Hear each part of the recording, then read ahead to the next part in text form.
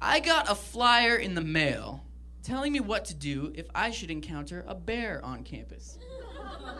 Let's read what this flyer says. It says, teach bears they're not welcome. If a bear comes into your yard or close to your home, do yourself and the bear a big favor and scare it away.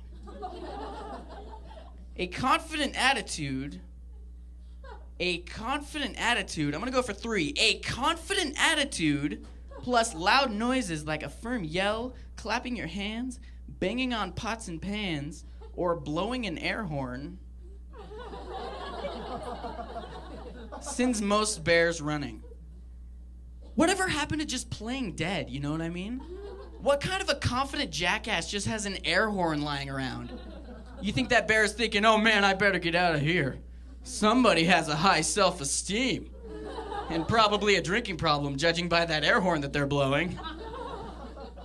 You know what else works? Kicking the bear in the testicles. That's right. This one bear approached me and he was like, only you can prevent. So I kicked him in the pills and he went down.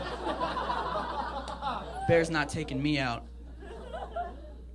Speaking of wild animals and drinking problems, there was a mountain lion sighting on my campus, and so they put up warnings around the campus. And this one gave a helpful little hint. It said, do not drunkenly chase the mountain lion.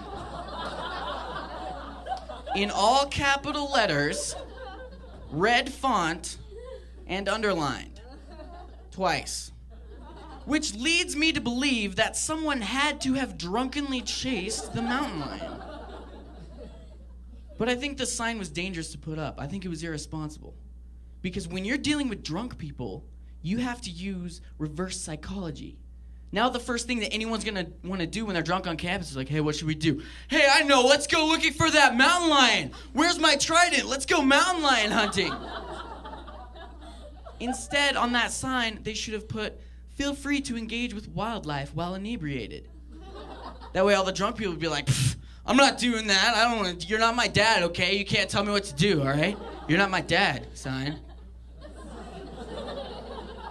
You have to admit that people do a lot of things the opposite when they're drunk, like go to the bathroom with their pants still on, or tell people things that you would normally never tell anyone ever, or not turn on their headlights when they're driving at night. I don't have a lot of serious messages in my comedy, but this is one. If you drink, please do not drive. You could hurt yourself, or worse, you could get a DUI, and a DUI is a terrible burden to put on yourself. I know a couple people who have DUIs. And so I was thinking, what could we do to make drunk driving safer? Because people are still going to do it, and I came up with this. What if every car had lights and a siren, so if you did make the poor decision to drive drunk, you could just turn it on, and that way other cars would pull off to the side of the road. There'd be less accidents. Also, it would be super easy for the cops to tell who was driving drunk. Because if you're sloshed to the point that you actually think that's a good idea, you're probably going to get a DUI. I'm afraid of getting a DUI. Not because I drive drunk, I'm just not well versed in the alphabet, you know? I don't know who can do that, who can just be like, ZYXWVUTSR, QPONMLKJHGFEDCBA. No one can do that. It's impossible. If a cop ever asks me to recite my alphabet backwards, I'm gonna be like, all right, you first. And if he can't do it, I'm gonna be like, sir, have you been drinking this evening? Assume the position. If you go out drinking, it's important to designate a driver. But it's tough to find a DD because there's nothing less fun than watching other people drink. You know what I mean?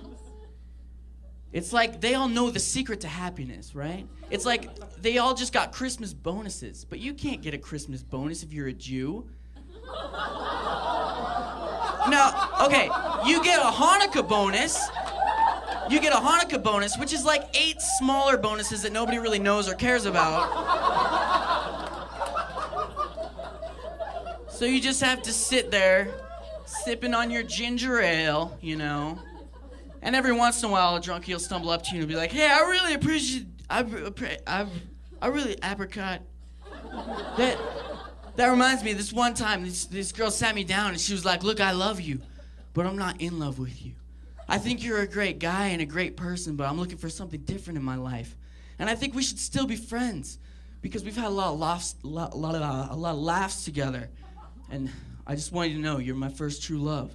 But then 2 weeks later, she's like, I've had a lot of time to think, and I've been missing something in my life. And I think we should get back together because I heard you were missing me too. And I'm like, hey, I'm not some stuffed animal that you can just cast aside and come back to whenever you want, all right? You can't just go off and play with other stuffed animals and then come back to me when you're good and ready. Is that all I am to you? Just some oversized, oddly colored panda bear that you won at the amusement park by popping balloons with a dart? Huh? No, I'm a human being with thoughts and feelings, all right? You just can't come back to me when you want to franchise your baby gap. Hey, Joel, you want a relationship tip? Here's a relationship tip for you. Don't put lint plumper on your junk because it's really uncomfortable and it doesn't make anything any bigger. If you have to go to the bathroom, don't do it in the sink, okay?